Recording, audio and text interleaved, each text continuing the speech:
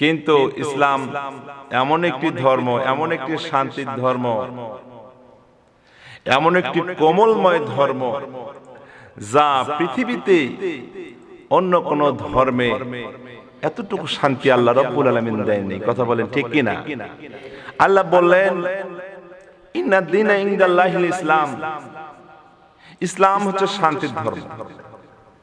তো সম্মানিত বাবাজিরা আমার, যারা আমার সামনে আছেন, আমরা মাহে রমজান পেয়েছি আলহামদুলিল্লাহ। তো এই মাসে আমরা যারা সিয়াম সাধনা পালন করতেছি, সম্পূর্ণটাই চিন্তাধারা রয়েছে যে আমরা সঠিকভাবে এই সিয়াম কে যেন আমরা পালন করতে পারি। তো আলহামদুলিল্লাহ, হাদিস শরীফে যে আসছে, অনেকেই অনেক মন্তব্য করেন, হুজুর মাহে রমজান আসার পর আমাদের ভুল ত্রুটি হয়ে যায়, এর কোনো সমাধান? বললাম কিভাবে, আপনার কোন সমস্যা? বলছে হুজুর ভুলে যদি আমি কোনো কিছু খেয়ে ফেলি,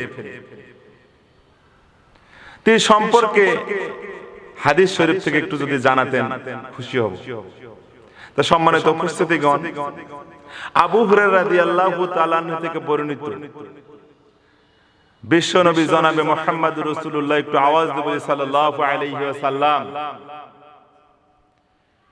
হাদিস শরীফে পাওয়া যায় এক ব্যক্তি ভুল করে খেয়ে ফেলছে।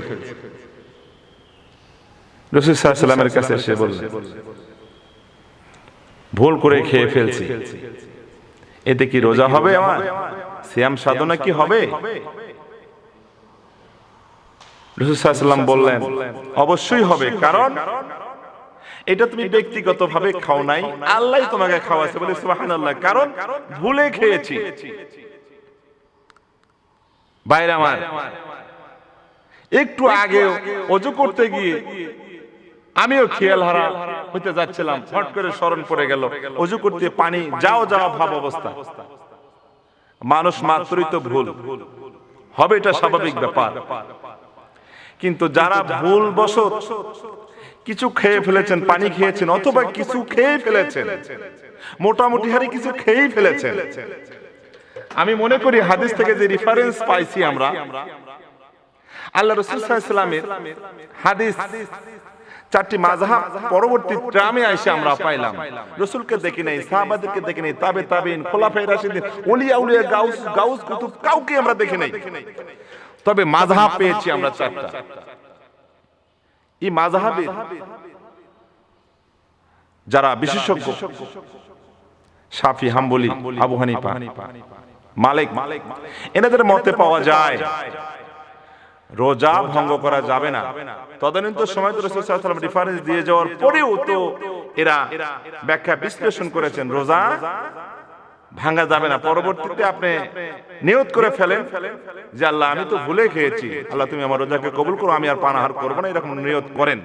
সম্মানিত উপস্থিতি ভাইরা আমার, রোজা হয়ে যাবে, রোজা কাজা করার প্রয়োজন নেই।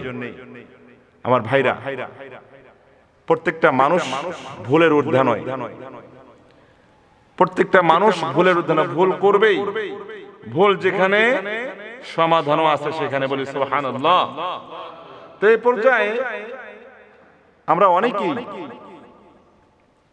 যখন আমরা ভুল করব, আল্লাহর কাছে তওবা করব, আল্লাহ যেন আমাদের ভুলগুলো মার্জনা করে দিয়ে সহি বান্দা হিসেবে কবুল করেন, বলি আমিন। আখিরে দাওয়ানা আলহামদুলিল্লাহি রাব্বিল আলামিন।